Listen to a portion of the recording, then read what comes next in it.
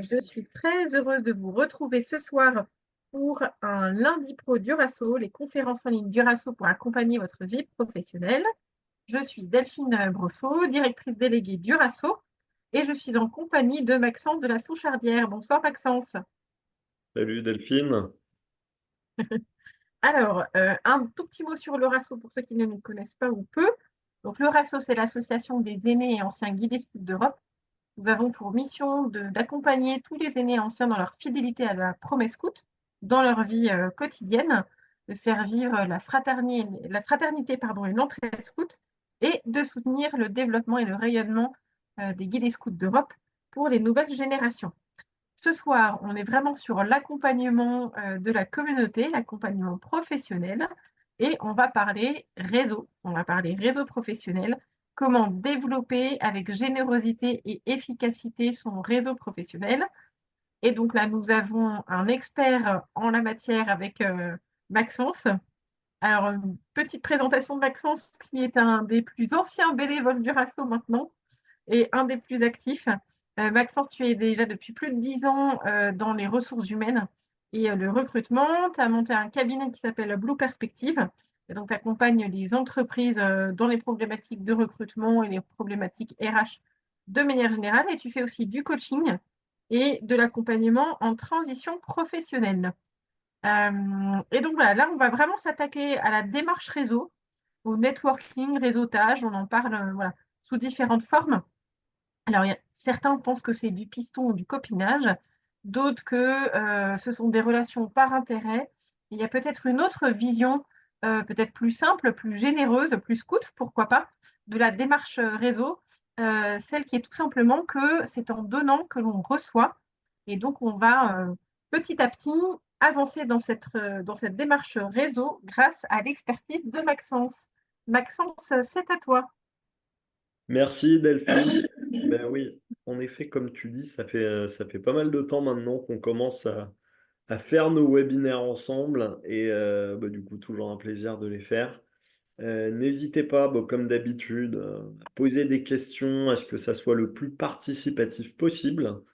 Donc, je vais vous partager ma présentation. Bon, alors, vous allez voir, moi, je suis pas le roi de la presse, par contre.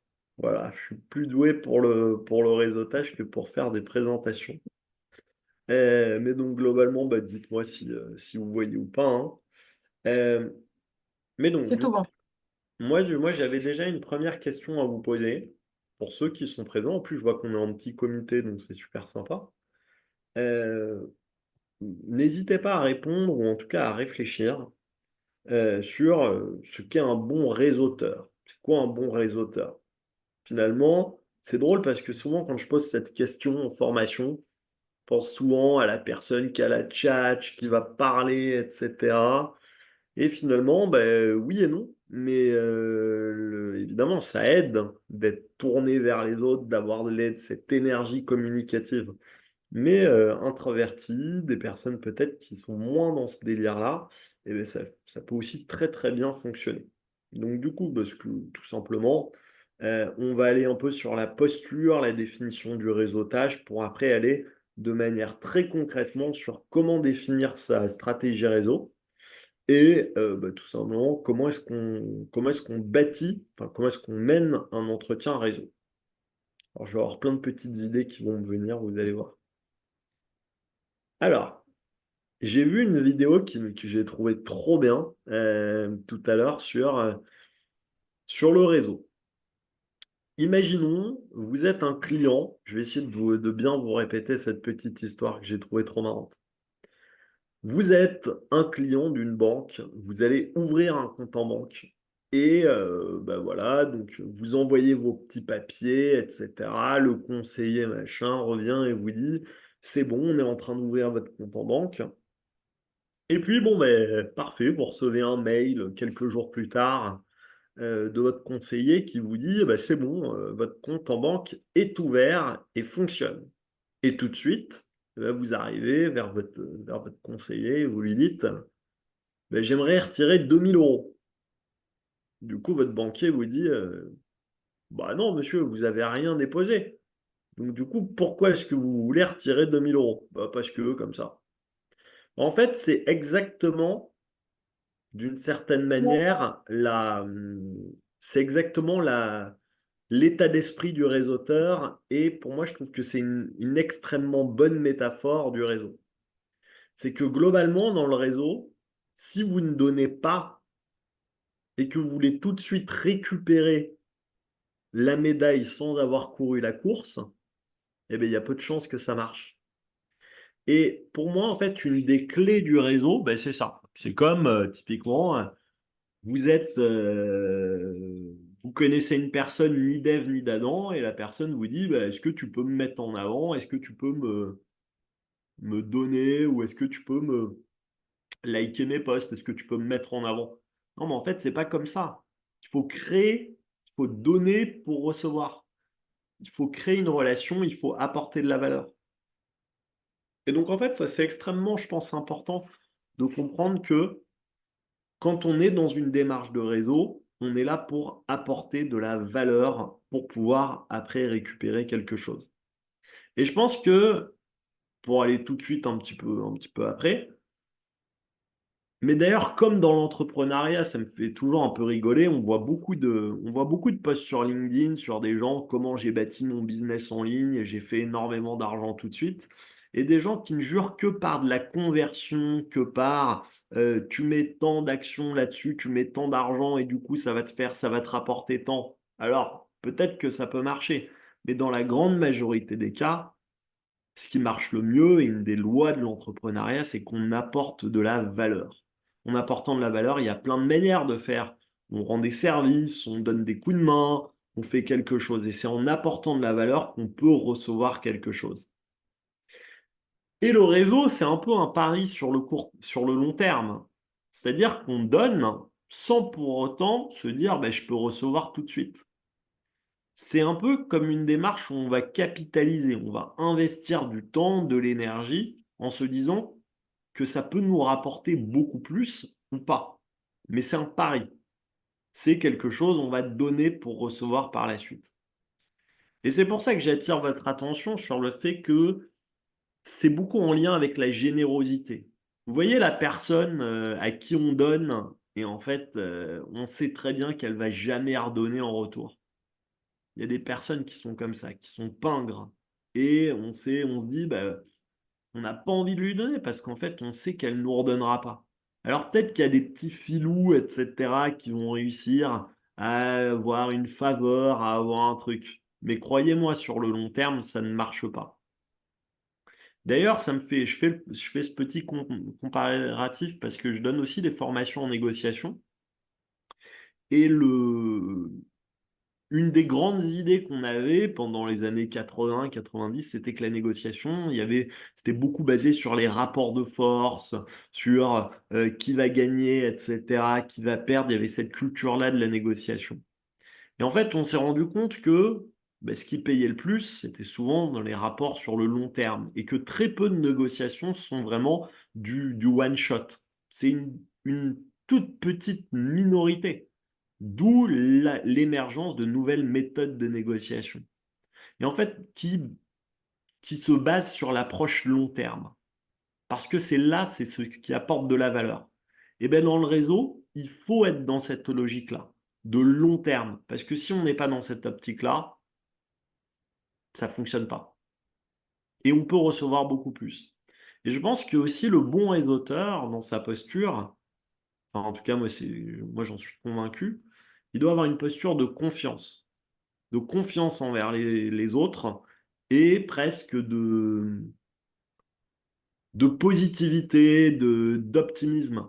On pense que l'autre personne va nous apporter quelque chose, on croit dans l'autre, on croit que les gens peuvent nous apporter quelque chose. Et moi, je pense que c'est pour ça que je mise autant sur le réseau. C'est parce que de manière générale, j'ai plutôt tendance à faire confiance aux autres, à voir plutôt le bon côté des choses, que les gens peuvent nous donner quelque chose. Quand on leur donne, ils nous donnent en retour. Et que la grande majorité des gens, je dirais 80-90%, et je vous le dis d'ailleurs, sans que je sois le pire des bisounours, hein, moi je suis entrepreneur, donc il faut que je fasse rentrer de l'argent à la fin du mois, hein, donc je vous dis ça de manière très franche.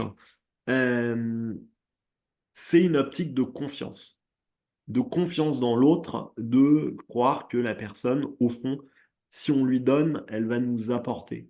Et je fais toujours ce comparatif avec les nouvelles formes d'entrepreneuriat en ligne. Vous voyez, toutes les vidéos qu'on voit qui nous apportent de la valeur, les sites freemium ou les logiciels freemium, ça vous apporte de la valeur.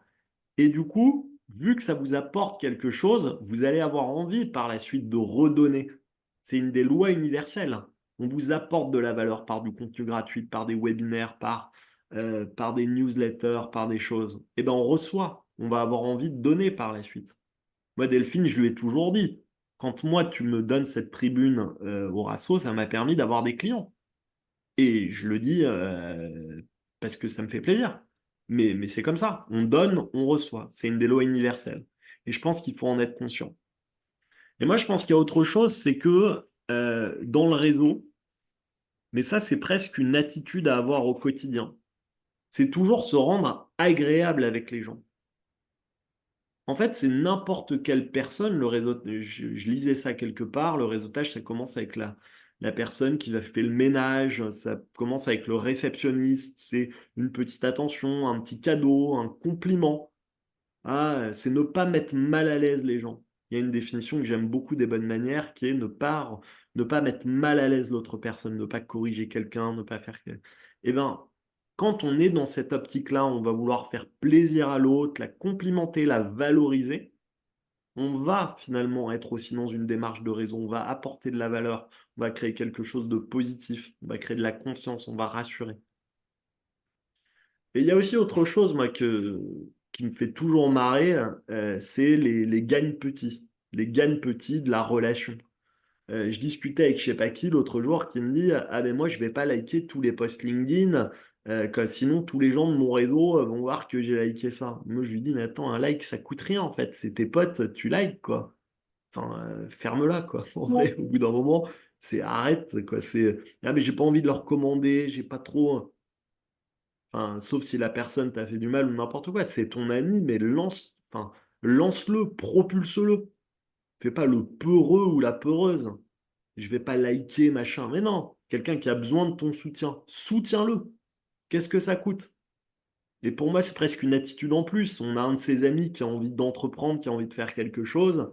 Et ben on dit pas, est-ce que tu peux me le faire à moitié prix? Ben non, tu payes le juste prix et tu payes tout. Et tu es content de payer parce que ça soutient ton ami.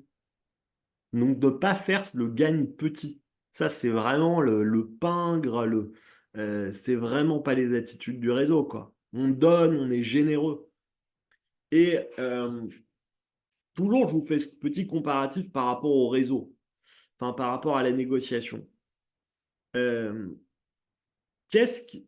on parle beaucoup dans une négociation de faire grossir la taille du gâteau, donc d'apporter de la valeur. Qu'est-ce qui nous, qu'est-ce qui en tant que réseauteur nous coûte peu, mais peut apporter beaucoup à l'autre? Qu'est-ce que moi, je peux vraiment valoriser, apporter à l'autre qui, moi, me coûte peu? Typiquement, moi, dans mon activité de recrutement, pour des gens même que je connais à peine, que j'ai rencontrés, je passe 1 heure avec eux à les aider à définir une fiche de poste. Ben, ça me coûte pas grand-chose, ça me coûte 1 heure de mon temps, mais la personne en face de moi, ben, je vais lui apporter de l'expérience, je vais le rassurer, je vais apporter quelque chose.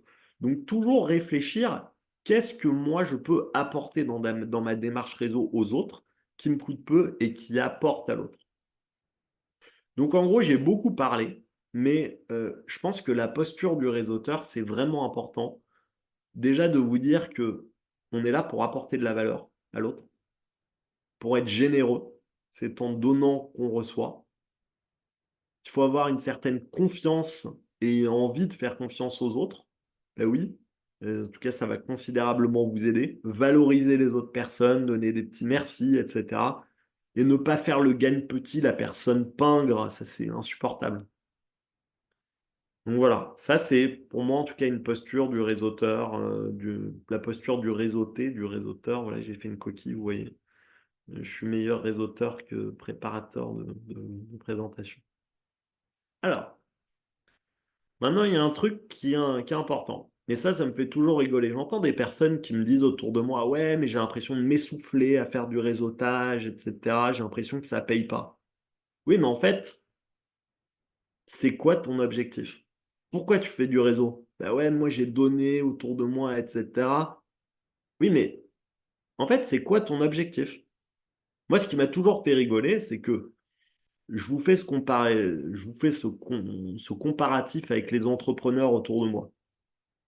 Tout le monde a une stratégie hyper réfléchie sur l'acquisition sur son site internet, sur constituer, je sais pas, une base de données client, etc.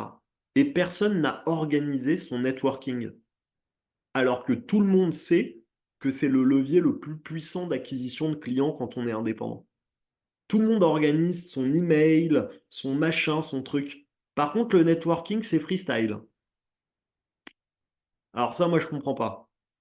Donc non, le networking, c'est un truc qui se travaille. Et donc c'est pour ça qu'il faut toujours vous dire, mais en fait, moi, c'est quoi mon objectif en tant que networker? Quels sont les objectifs professionnels que je veux atteindre avec le networking? Et donc c'est pour ça Est-ce qu'on que va tu dire, peux donner quelques exemples, pardon Maxence?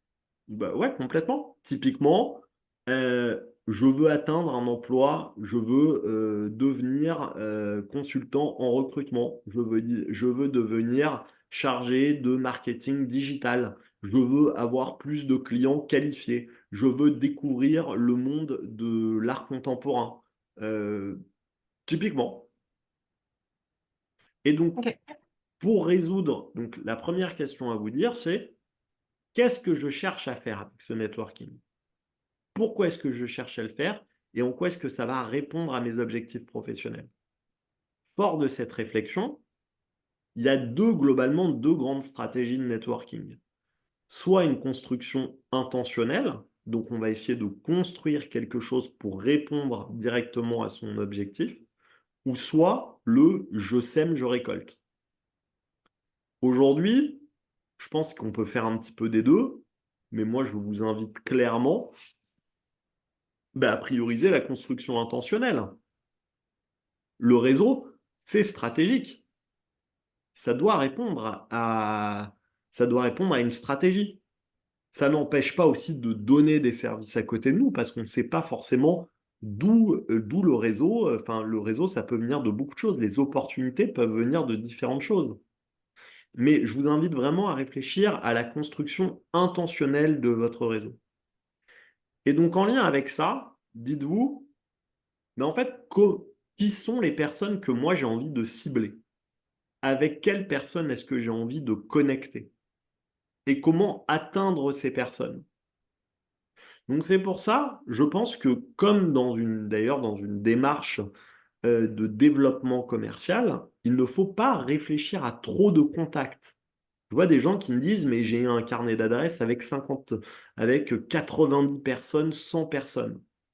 C'est très compliqué de suivre les 100 personnes. Quelles sont les personnes qui peuvent vous prescrire? Quelles sont les personnes qui peuvent vous aider aussi à répondre à vos objectifs professionnels? Et comment est-ce que vous allez entrer en contact avec ces personnes pour développer ces relations pour atteindre vos objectifs professionnels? Donc en fait, là où c'est important, c'est le réseautage, c'est pas le monde des bisounours non plus. Quand on fait du réseautage, il y a à la fois cette optique de donner pour recevoir et de je sème, je récolte, mais le réseautage, c'est aussi une stratégie fine pour atteindre des objectifs, parce que c'est un levier extrêmement puissant. Et donc, quand je vous parle de ça, donc prioriser pour être efficace. Quels sont les contacts intéressants qu'il faut que je développe et comment, fort de ces contacts, est-ce que je peux les développer? Comment est-ce que je peux tenir au courant pour travailler ces personnes? Ce qui marche d'une manière générale, c'est aussi la relance, c'est le nombre de contacts qu'on a avec ces personnes. Alors, qu'est-ce qui peut marcher finalement? Comment, comment est-ce qu'on peut lister les personnes de son réseau et comment est-ce qu'on peut essayer de créer un fichier de travail? Eh bien, le mind mapping, c'est très bien. Attendez, je vais vous partager un petit truc. Mais hop, que j'ai fait. Bon, il est pas à jour, mais juste que vous voyez au moins une petite idée. Hop, donc là, vous voyez, typiquement, vous dites, OK, là, moi j'ai ça. Bam. Donc, subtopic, scout, je mets par exemple Delphine. Delphine, bah oui, Delphine. Hop. Ok, donc là, on peut en faire un d'autre, tout simplement. Un autre subtopic. Et donc, en fait, pour pouvoir visualiser et avoir toujours autour de vous cette liste de personnes que vous cherchez à développer. Et vous pouvez très bien même vous dire, ça, c'est des nouveaux contacts. Nouveaux contacts. Vous avez rencontré une personne peut-être dans un événement et que vous trouvez particulièrement intéressante et qui pourrait aussi vous mettre en contact, en relation avec des personnes intéressantes. Et bien pourquoi ne pas l'entrer dans ce contact pour pouvoir, enfin dans ce listing, pour pouvoir par la suite la développer. Et c'est aussi là où je pense que c'est devient une démarche stratégique et exigeante, c'est de vous dire, ben, il y a 5 ans, quand je travaillais avec telle personne, eh bien, on s'entendait bien, mais j'ai plus de contact avec cette personne, et cette personne, elle pourrait aussi me permettre d'atteindre mes objectifs professionnels.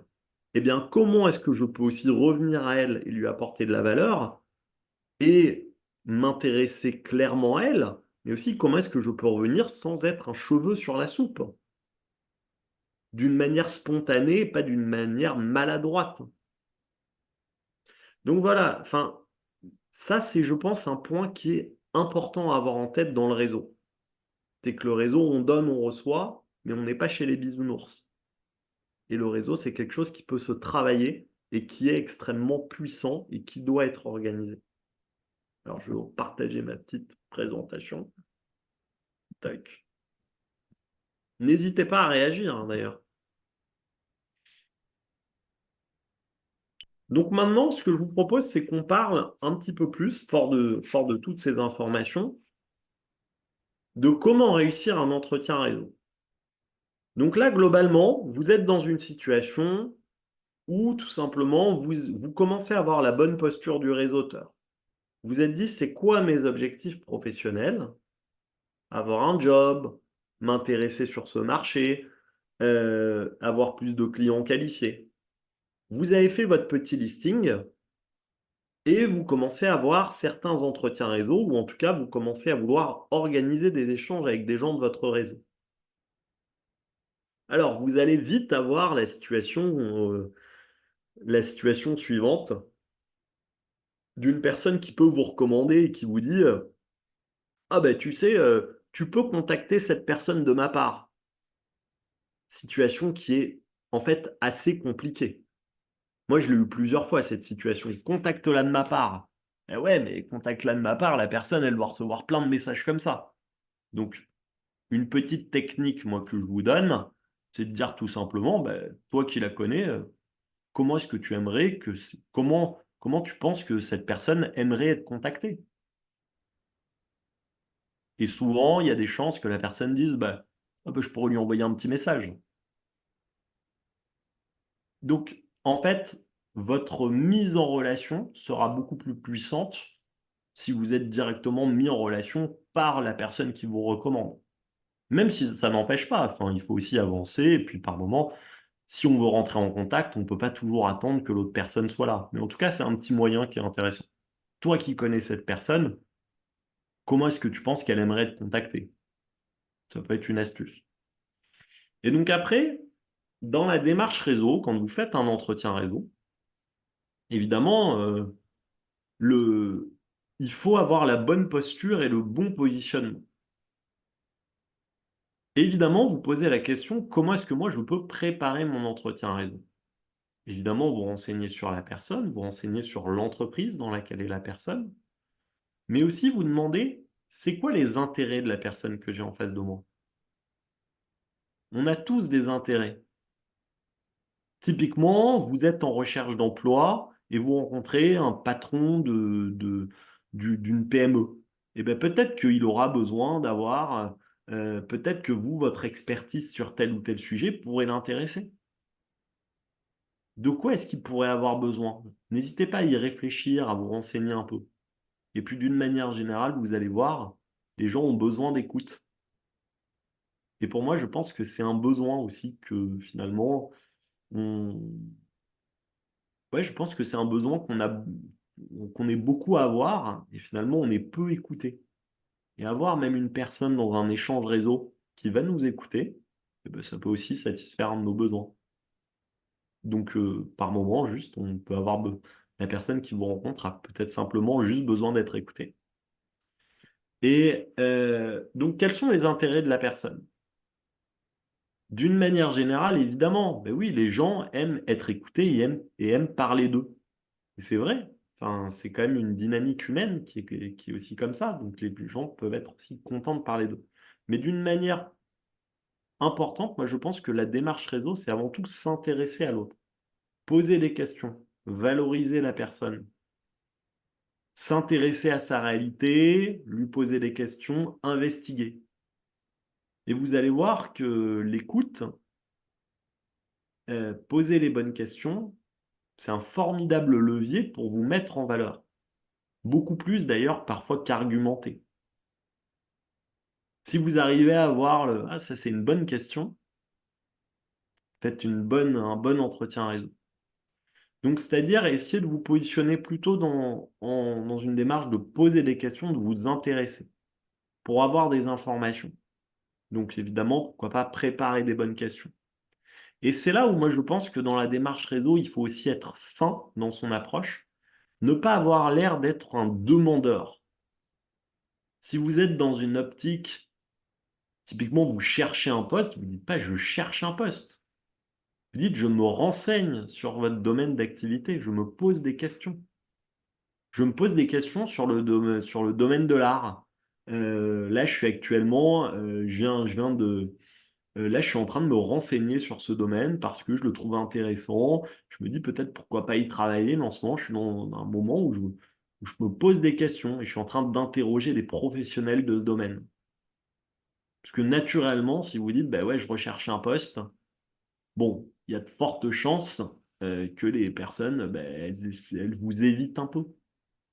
Et c'est comme ça, je vous dis pas que c'est bien ou que c'est pas bien, en tout cas, d'une manière générale, c'est comme ça. Et il m'est arrivé d'ailleurs d'avoir des échanges clients où je ne posais que des questions pendant 3/4 d'heure et où je réussissais à signer des deals, simplement parce que je leur posais les bonnes questions. Et ils se disaient, bah, peut-être que je maîtrise bien mon domaine. Mais ça m'est arrivé il y a quelques mois.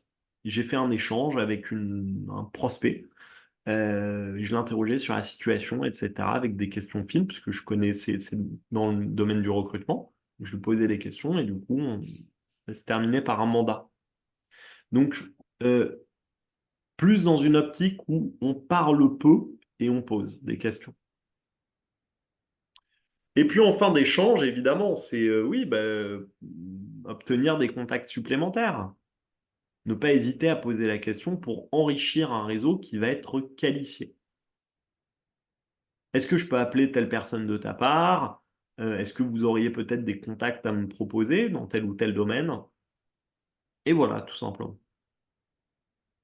Donc en gros,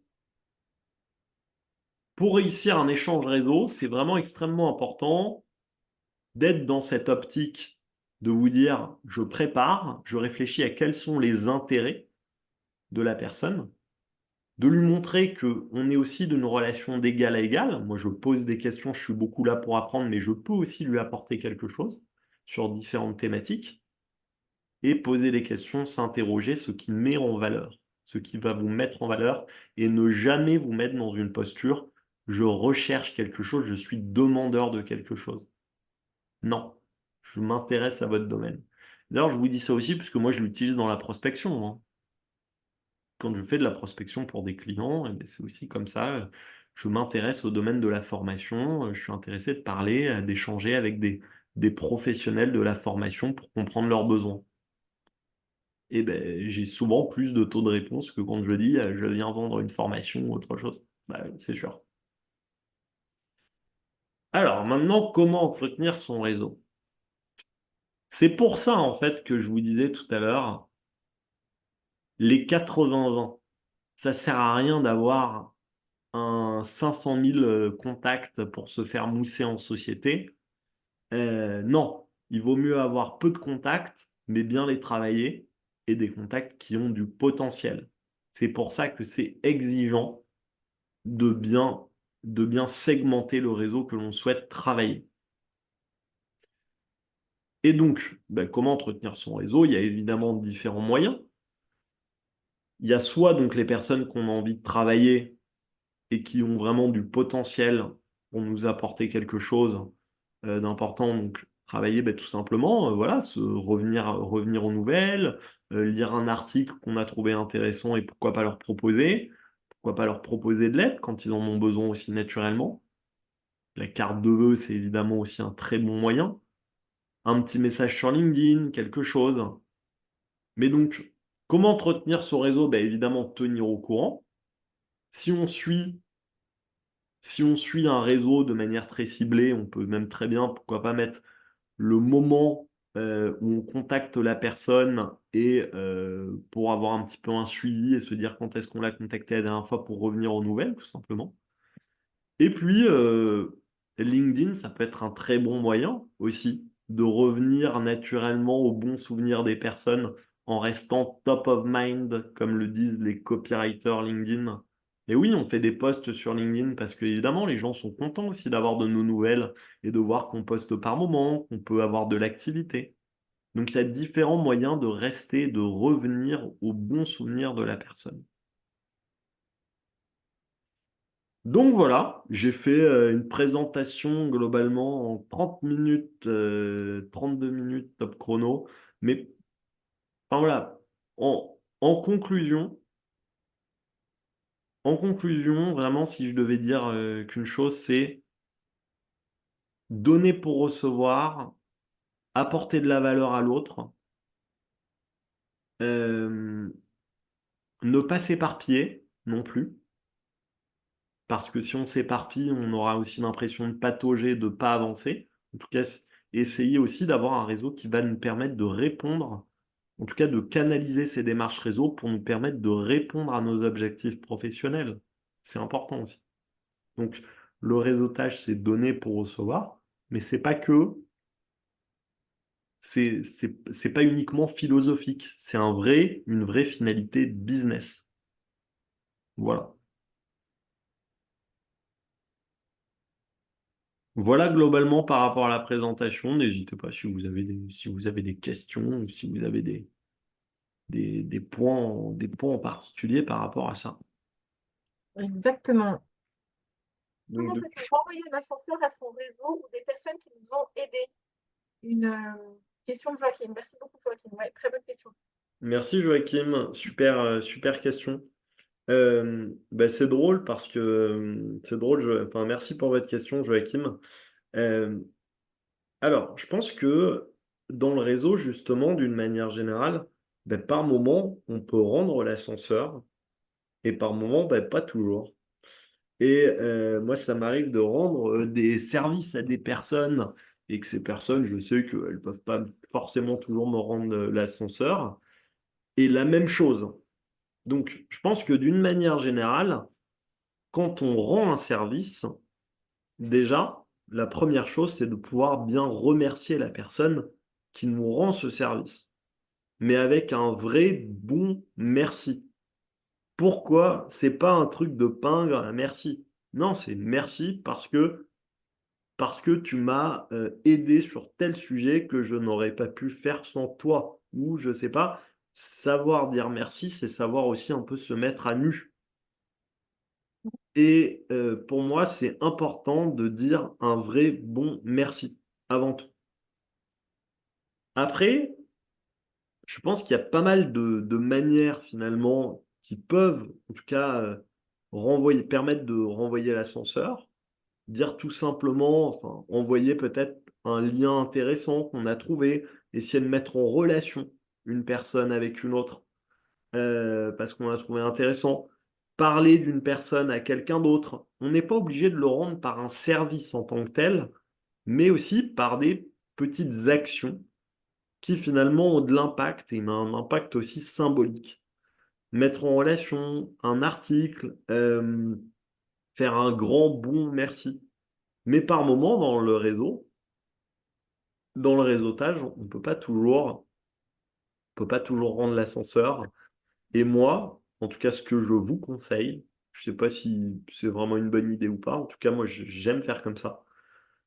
C'est tout simple, ça m'est déjà arrivé de dire à la personne, écoute, enfin, je me sens un peu mal à l'aise parce que tu m'as énormément rendu service, mais moi, j'ai l'impression que j'arrive pas, enfin, j'ai du mal à te rendre l'ascenseur.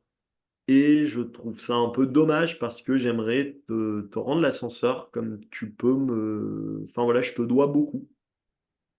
Donc, moi déjà, je pense que c'est avoir de l'humilité, reconnaître les choses et remercier la personne. Ça déjà, c'est de manière générale après n'importe quel service. Deuxièmement, il y a pas mal de petites actions, de petites choses qu'on peut faire, des mises en relation, des articles, un échange d'informations. J'ai pensé à toi en voyant à ça, inviter à faire un bon repas. Déjà, c'est des choses qui peuvent remercier. Et puis, bah, par moment, si on n'y arrive pas, simplement presque pouvoir l'avouer aussi, ça peut être une bonne solution. En petit complément du topo de Maxence, 2 petites choses dont je voulais vous parler. La première, c'est que alors pour les dubitatifs, les sceptiques de la démarche, réseau et parfois il y en a et notamment on se dit que c'est pas toujours, cadeau compatible et cetera. On a un très bon article, qui a été publié sur le site du Rasso il y a longtemps déjà, alors vraiment au début du Rasso. Je vous partage le lien, dans la conversation, là, dans le chat. Et je vous en lis juste un petit extrait parce qu'il y a un certain nombre d'objections qui sont les objections les plus courantes de type c'est du copinage, il y a un risque d'enfermement, je serai redevable envers les autres, c'est un manque d'ouverture. Voilà, l'article répond à toutes ces petites remarques qu'on peut avoir autour du networking, de la démarche réseau.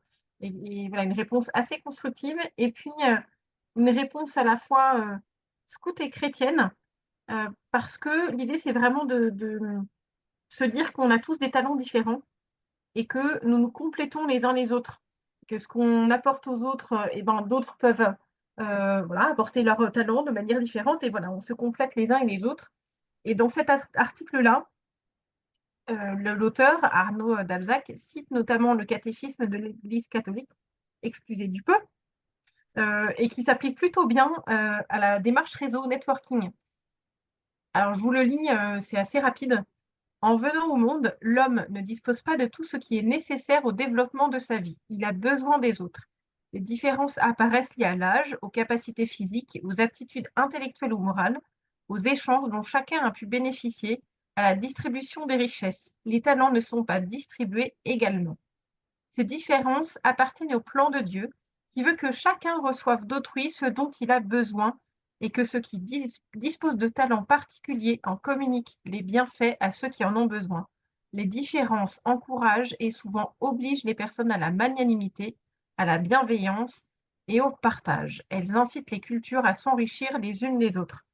Voilà, je trouvais que c'était assez sympa de pouvoir vous citer ces articles-là qui placent, je trouve, la démarche réseau comme celle que tu as eue, Maxence, de manière efficace, certes, mais généreuse. Et voilà, c'est bien comme ça qu'on l'entend au Rasso. L'autre petit point dont je voulais vous parler, c'est que bah, le Rasso, ça peut aussi être un réseau professionnel. Maxence mettait Scout dans son outil de mind mapping, et ça peut vraiment être le cas si vous êtes membre du Rasso. Si vous n'êtes pas encore et que vous êtes un ancien guide ou scout d'Europe, vous pouvez vous inscrire. Vous aurez accès à l'annuaire du RASSO qui vous permet de rentrer en contact avec les membres de la communauté. Et cet annuaire, vous pouvez filtrer les membres par métier, par fonction, par zone géographique, par secteur professionnel, pardon. Et donc, vous avez la possibilité de contacter des personnes qui font partie de la communauté et qui pourraient vous aider dans votre questionnement, dans votre recherche d'emploi, voilà, pour X raisons. Voilà, ça c'est aussi vraiment un outil concret, fonctionnel de démarche réseau, donc n'hésitez pas à l'utiliser. Voilà pour les 2 petits compléments que je voulais vous donner. Merci Delphine. Grand merci Maxence, pour ton topo. Merci mille Mm. fois pour voilà, la générosité dont tu fais preuve depuis des années pour les membres du RASO, puisque tu fais tout ça bénévolement. Et puis, je voulais annoncer les prochaines conférences pro du RASO. Donc, il y en a une autre dans 15 jours avec toi, Maxence, sur un thème qui. Donc, le thème, c'est définir son projet professionnel avec l'ikigai. Donc, pour tous ceux qui démarrent leur vie professionnelle ou qui vont la démarrer, pour tous ceux qui sont en transition professionnelle, pour ceux qui se posent des questions, qui aimeraient bien changer, faire un petit virage à 180 degrés dans leur vie professionnelle, ce webinaire est vraiment très bon. On l'a déjà fait plusieurs fois avec Maxence et la technique de l'ikigai est vraiment très, très, très intéressante. Enfin, c'est une démarche très intéressante pour définir son projet professionnel. Donc ça, c'est le 25 mars à 21h. Ensuite, nous avons un cycle de conférences, un cycle de 3 conférences autour des relations en entreprise. Donc la première, c'est le 9 avril et elle s'intitule Doit-on obéissance à son manager? Et ça, c'est avec Bernard Guéry. Donc là, on est vraiment sur les relations en entreprise en ayant un prisme scout, on va dire, mais en étant 100% et complètement professionnel aussi, bien sûr. On s'inspire aussi de la doctrine sociale de l'Église dans ce cycle de conférences. Donc la deuxième de ce cycle, c'est Qu'est-ce que manager en chrétien? Et donc là, c'est avec Thibaut Brière de la Hausseraie, qui est philosophe en entreprise et qui a écrit notamment le livre Toxic Management. Donc ça, c'est le 6 mai. Et la dernière de ce cycle, c'est Mon collègue est-il mon prochain? Et c'est avec Lucie Bévillard le 27 mai, toujours à 21h. Donc toutes ces conférences sont disponibles sur l'agenda du RASO. Je vous partagerai le lien tout à l'heure. On a une autre conférence avec toi, Maxence, le 13 mai qui s'appelle Comment pitcher. Donc là, c'est un atelier sur l'oratoire qui va être très intéressant. Et puis une dernière dont je voulais vous parler, donc là, c'est avec Jacques Descorail, qui est fondateur d'Ecclesia RH, un cabinet de recrutement spécialisé, notamment pour les associations, communautés religieuses, entreprises qui font partie de ce secteur-là. Et donc la conférence s'intitule Comment être un chrétien heureux et fécond au travail. Et ça, c'est le 29 avril. Donc vous voyez, on a une bonne proposition de conférences pour vous accompagner dans votre vie professionnelle. Toutes ces conférences sont gratuites, ouvertes à tous. Vous pouvez vous inscrire sur l'agenda du RASO et toutes ces conférences sont enregistrées et vous pouvez ensuite les revoir en replay sur le site du RASO et sur la chaîne YouTube.